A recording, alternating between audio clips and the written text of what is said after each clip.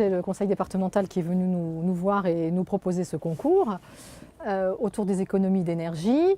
Et effectivement, comme ça faisait déjà plusieurs années qu'on sensibilisait nos élèves à cette problématique, et dans le cadre de l'éducation au développement durable, d'abord parce qu'on avait mis en place au tout départ une option habitat-paysage avec des élèves de 5e, et puis qu'on avait évolué vers un EPI sur la construction d'un abri autonome économe en énergie.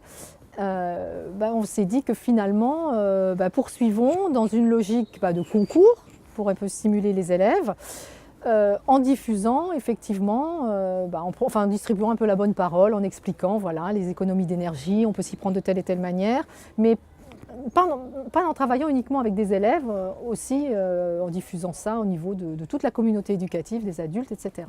Ce qui est intéressant dans ce club, c'est que la démarche qui est mise en œuvre, c'est qu'on a quand même des élèves qui sont acteurs.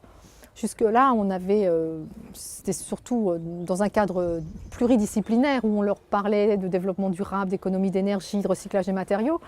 Là, ils se trouvent face à une problématique et ils fonctionnent dans une logique de projet. Donc ils partent bien d'un diagnostic, du constat d'une problématique, d'une recherche de solutions et d'évaluation du résultat. Et ça, de les rendre acteurs de cette manière, c'est quelque chose qui est à mon avis extrêmement positif. On n'a rien à risquer, je veux dire, faut s'engager dans le concours, après voir au niveau de l'établissement comment on s'y prend, si on monte un club ou si on le fait si c'est un projet sous une autre forme, peu importe.